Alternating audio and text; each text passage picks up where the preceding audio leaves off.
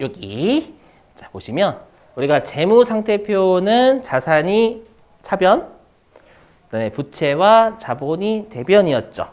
대변인데 우리가 일단 자산하고 부채 있잖아요. 자산하고 부채는요. 12월 31일 있죠. 12월 31일로부터 1년 이내에 우리가 부채 같은 경우에는 나중에 돈 갚아야 되잖아요. 갚아야 되니까 1년 이내에 나가냐. 부채를 그렇게 따지고요. 자, 자산 같은 경우에는 여러분들 내가 만약에 뭐라고 할까요? 내가 만약에 그 자산 중에서 기계를 가지고 기계를 가지고 있으면 기계 가지고 내가 제품 만들어 가지고 수익을 낼 수 있는 거잖아요. 맞죠? 그래서 자산을 가지고 있으면 벌어들일 수 있단 말이에요, 여러분들. 그래서 부채는 나간다. 자산은 가지고 있으면 들어온다. 뭔가가.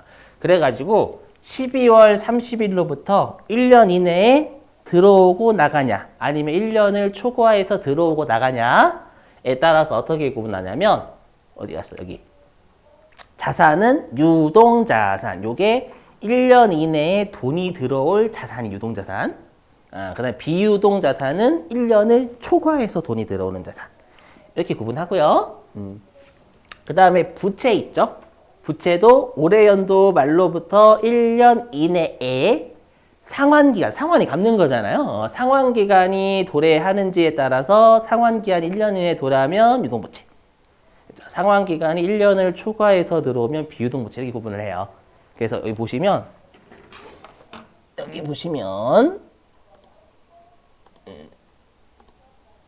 어저께도 계속 띄웠었는데 여기 재무제표 보시면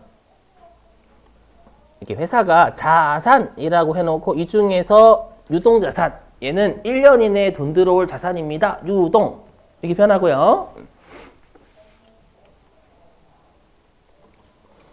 그 다음에 로마자 2번 비유 뭔지 모르겠지만 다 배우실 애들이에요. 로마자 2번 해가지고 요거는 1년을 초과해서 돈이 들어올 자산입니다. 이렇게 알려주는 겁니다. 마찬가지로 부채도 이렇게 있죠. 부채, 유동부채 1년 이내에 갚아야 될 거예요. 유동부채.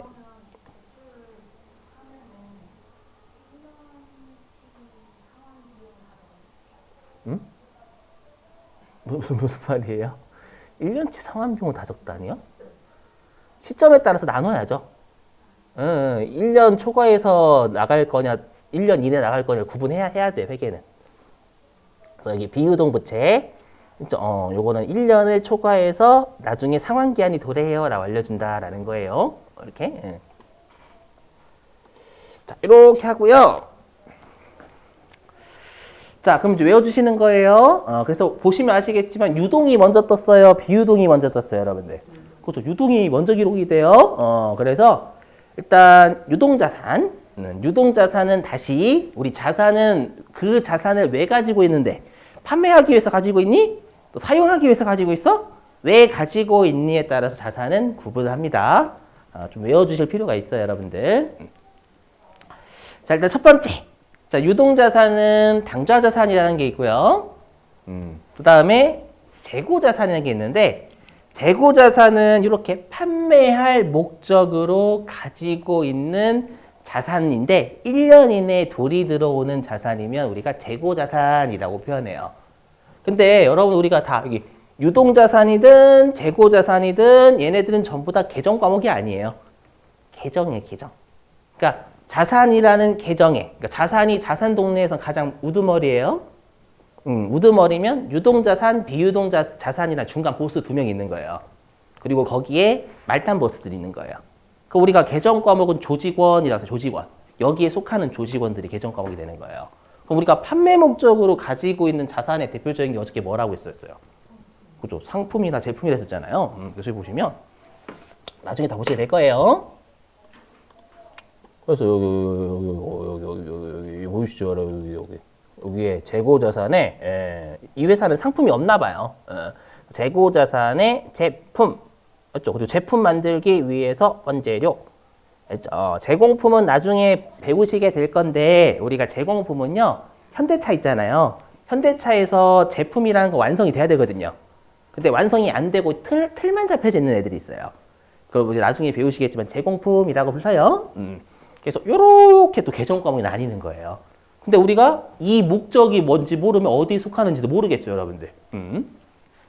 그래서 하나씩 배우시게 될 거고.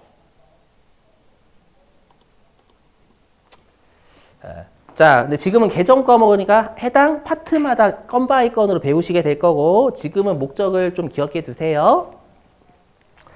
자, 그 다음에 요것 좀 설명드릴게요. 여러분들 요것 좀. 정상 영업주기. 왜냐하면 이거 말로 시험에 내고요. 실기용은 아니에요. 자, 들어보시면 그 아까 우리 재고자산에 제품이 있었죠. 여기다 적어볼게요. 재고자산이 여기에 제품이 있었어. 제품이 있는데 그럼 여러분들 그 EX 예 우리 조선업에서의 제품은 뭐예요? 배죠. 배. 그죠? 배. 근데 제가 방금 유동 자산은 1년 이내에 돈이 들어와야 되는 자산이라면서요. 근데 우리가 배 만드는데 여러분 1년 이내에 뚝딱 만들어져요? 시간 오래 걸리죠. 그래서 예를 들어 가지고 이 배의 건조 기간이 4년이라고 가정할게요. 배 만드는데 한 4년 걸린대요. 건조. 배 말리는 거 아니에요. 여러분 오해하지 마시고. 자, 건조하는 기간이 4년이다라는 거 1년을 넘어서 돈이 들어오잖아요. 그럼 얘는 어떤 괴리감이 생기냐면 재고자산은 유동자산인데 다시 1년 넘어가니까 너는 비유동이니? 유동이라고 돼 있는데 넌 태생이 뭐니? 어머님이 누구니? 이런 거 있잖아요, 여러분들. 넌 태생이 뭐니? 맞죠? 그래서 뭐냐면 업종의 특수성을 고려하자라는 게 얘예요. 왜냐하면 여러분 조선업이나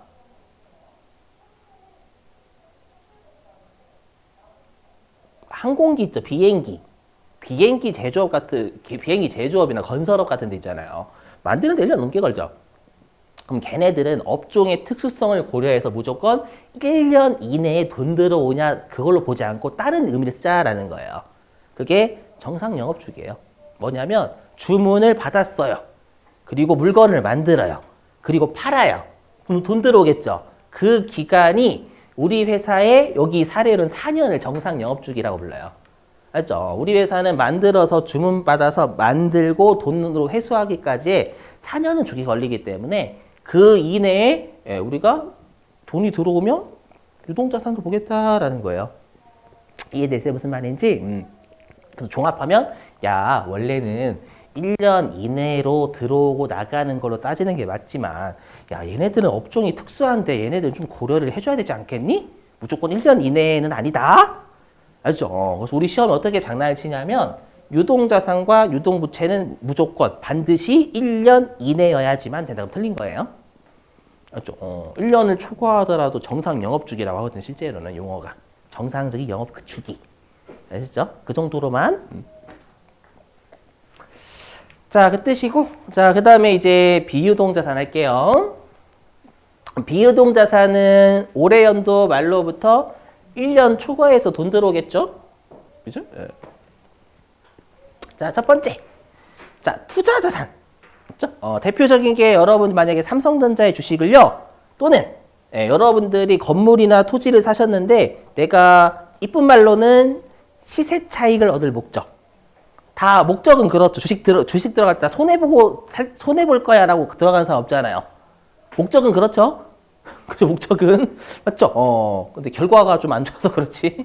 그죠? 그래서 내가 1년 넘게 가지고 있는데 투자할 목적으로 내가 무언가를 가지고 있으면 이때는 투자자산이라고 불러요. 투자할 자산. 이렇게. 자, 그 다음에 내가 투자할 목적은 아니고 사용할 목적이에요. 사용할 목적인데 형태가 유형이 형태가 있다 이 말이거든요. 그래서 사용할 목적인데 형태가 있는 자산을 우리가 유형자산이다라고 불러요. 근데 그게 1년을 초과하는 거죠. 돈 들어오는 기간이. 그럼 질문입니다. 이거 사용할 목적인데 1년 넘게 돈이 들어온 자산이 뭐가 있어요? 그렇죠. 맞아요. 그래서 여기 보시면 아 얘네들이구나라고 좀 여러분들이 감을 잡으실 수 있으실 거예요. 여기 보이시죠? 토지 맞죠? 토지는 여러분들 일반적으로 1년 이내에 돈 들어오기 힘들죠. 맞죠? 물론 운 좋아서 팔릴 수도 있지만 토지, 건물, 기계, 장치 맞죠? 이런 애들 다 1년을 초과해서 사용하는 자산들이잖아요. 맞죠? 그리고 여기 어저께도 뭐 비품 막 이런 거 있죠, 여러분들. 앞으로 이런 애들을 이제 배우시게 될 거 그 챕터 가가지고 아셨죠? 그럼 이 계정 과목을 아시려면 얘가 어떠한 목적인지 반드시 외워주셔야 된다라는 거예요. 자, 그 다음에 여러분들 우리가 저작 활동을 하려면 저작권이 있어야죠. 맞죠? 그리고 내가 뭐 예를 들어 가지고 어떤 병에 내가 뭐였지? 뭐 이렇게 병을 뭐 어떻게 해가지고 툭 하면은 뭐가 탁 튀어나와 가지고 바로 뭐 같은 게 뭐 마실 수 있는 뭐 그런 특허 있죠, 특허. 맞죠? 그 특허를 가지고 있어야지만 내가 장사를 해서 돈 버는 거지 남이 사용할 수가 없죠. 그죠? 그래서 여기 우리가 영업에 사용할 목적이에요. 사용할 목적인데 형태는 없어요. 이런 자산을 우리가 무형의 자산이다라고 해서 무형자산이다라고 불러요. 대표적인 게 권리들이 권리들. 그 권리, 저작권, 뭐 특허권, 했죠. 요런 거를 우리가 사용할 목적으로 가지고 있죠. 특허하는 게 사용할 목적으로 가지고 있는 거잖아요. 그렇죠? 하지만 형태는 없죠, 여러분들. 그래서 이런 것들도 나중에 다 배우시게 될 거예요. 뭐 대략 느낌 오시죠? 소프트웨어야 이런 것들. 이런 거 소프트웨어. 소프트웨어가 형태가 뭔가 딱 정해져 있다는 그런 거 없잖아요. 뭔가 무형의 자산. 나중에 배우시게 될 거고. 그다음에 기타 비유동 자산은 그냥 이외예요, 이외. 예. 그러니까 이렇게 생각하시면 투자 목적도 아니고 사용할 목적도 아닌데 1년을 초과해서 돈이 들어와요. 나중에. 그러면 다 기타 비유동 자산 이쪽에 몰아서 넣어요. 그냥 얘는 기타 떨거지라고 생각하면 떨거지. 그래서 자산은 보시면 아시겠지만 제가 하나 설명 안 했죠. 여러분들 얘는 왜 가만히 있니? 당좌자세 설명 안 했죠. 여기 당좌자세형이에요. 무슨 말이냐? 당좌자세형이 이렇게 돼 있어. 어떻게 돼 있냐면 1년 이내에 돈이 들어오는 자산인데 판매 목적이 아닌 자산은 다 당좌자산으로 분류한다 이렇게 돼 있어요. 그래서 제가 여기다 목적을 안 적어놓은 거예요. 목적이 없어 당좌자산. 재고자산 아니에요. 근데 1년에 돈 들어와. 그래서 그게 당좌자산이고 대표적인 현금이에요. 현금, 판매 목적 아니죠. 근데 현금은 당연히 1년 이내에 그 자체해진 거죠. 현금 그 자체. 그렇죠. 그럼 얘는 당좌자산이에요. 여러분. 이렇게. 외상 매출금도 마찬가지고. 외상으로 팔면 일반 1년에 돈 들어오잖아요. 근데 판매 목적 아니죠. 외상 매출금 판매할 목적이면 채권 시장, 채권에 사야지. 맞죠? 그러면 외상 매출금도 당좌자산이 되는 거예요. 이렇게. 자, 나중에 다 배우시게 될 거예요, 여러분들. 자, 그 다음에 이제 부채입니다. 자, 부채는 올해 연도 말로부터 1년 이내에 상환해야 되는 부채니 유동부채. 그렇죠? 1년을 초과해서 상환하는 부채면 비유동부채 끝이에요. 그래서 부채는 오래 안 걸립니다. 우리 시험 목적상이요. 이렇게 잡으면 돼요. 이렇게. 자본은 어저께 설명했죠. 제가 자본은 서로 간에 마음 아프지 않기. 기억나시죠? 안 했나 어저께? 자본은 서로 간에 마음 아프다고 나중에 한다고. 그죠? 나중에 할게요. 진짜 마음 아파요, 여러분. 실제로 여러분 고통스러운 모습 진짜 보거든요. 선생님들끼리 자본 파트 한다라고 하면 아멘하고 서로 간에 기도를 해요, 기도를. 농담만 진담반입니다. 좀 어려워요. 그 주식회사의 자본은 좀 살짝. 자, 됐고요. 그 다음에 이제 요거예요. 이게 여러분들 지루하실 수도 있는데 다 말이라서 지루하거든요. 근데 전반적으로 영향을 줘요. 앞으로 여러분 회계하실 때 장부 보시거나. 자, 보시면 어저께 제가 이 말 했죠, 여러분들. 그 어떤 말 했었냐면 여러분들 재무상태표, 특히 우리가 중요한 건 회계에서는 구분해요. 그래서 상품하고 제품을 외상으로 팔면 계정과목 뭐였죠? 그죠, 외상 매출금. 상품이나 제품을 팔았는데 어음받고 팔면. 그죠, 받으러 구분했죠? 왜요? 이것도 그래, 중요하니까. 중요하니까. 근데 우리가 상품이나 제품이 아닌 걸 외상으로 팔면 미수금. 상품이나 제품 아닌 걸 어음받고 팔면 미수금. 그래도 미수금이에요. 그러면 왜 둘은 같이 써요? 이름 달리 안 하고? 안 중요해야죠. 중요하지 않은 항목은 통합하여 표시하다. 이게 진짜 많은 영향을 줘요, 여러분. 회계 전반에 걸쳐서. 나올 때마다 다시 한번 설명. 자, 그 다음에 총액주인데 이게 뭐냐면, 자, 여러분들 우리가 항상 주주한테 유용한 정보 제공하는 거죠. 그러니까 총액주의가 뭐냐면 퉁치지 마, 전문 용어로. 그래서 전문 용어도 따지면 퉁치지 마세요가 상계 총액주의다라는 거예요. 자, 무슨 말인지 해볼게요. 자, 제가 여러분들한테 빌려드린 돈이 100만 원 있어요. 채권이 제가 그럼 100만 원 있는 거죠, 여러분들한테. 그리고 여러분들한테 빌린 돈이 80만 원이 있어요. 그럼 전 채무가 80만 원 있는 거죠. 그러면 실제 여러분 거래 같은 저랑 여러분들이랑 이제 그 채권 채무에 대해서 정리할 때 이렇게 해요. 자, 여러분들 제가 그러니까 너 나한테 100만 원 주고 내가 너한테 80만 원 줄게. 이게 뭐 하는 짓이야? 그죠? 그냥 20만 원만 줘라고 하죠. 맞죠? 그 말은 퉁치는 거잖아요, 그냥. 회계는 안 돼요. 회계는 너 받을 거 얼마 100만 원. 갚을 거 80만 원 다 보여주라라는 거. 나 그거 되게 궁금하다 너희. 알죠? 그래서 받을 것만 표시하지 말고 퉁치지 말라라는 게 뭐라고 하면 여기 상계라고 상계. 상계가 우리가 퉁치는 걸 상계한다. 그래서 제가 퉁친다는 거 제가 적어 놓은 거예요 그냥. 알죠? 상계 금지예요. 알죠? 그놈의 유용한 정보의 제공 때문에 그래요. 이것도 좀 중요. 자, 그 다음에 요건 다 이미 했죠? 우리가 1년 기준이 원칙, 하지만 정상 영업 주기도 고려해야 된다. 그거 여기다가 설명 보시고. 자, 그 다음 유동성 배열법은 아까 우리 유동부터 먼저 있었지 비유동부터 먼저 있지 않았죠? 그래서 유동성이 빠른 순서대로 배열한다라고 해요. 알죠? 유동성이 빠른. 알죠? 이거 어렵지 않죠, 여러분들? 시험에 어떻게 가끔 장난치냐면 유동성이 낮은이라고 장난을 쳐요, 가끔씩. 이걸 모르시는 분 잘 없어요. 두 번째 점은 아까 그 순서. 뭐 우리가 당좌자산, 뭐 재고자산 이렇게 했었잖아, 순서. 맞죠? 그 순서 가끔 시험에 내거든요. 자, 그럼 관련된 문제가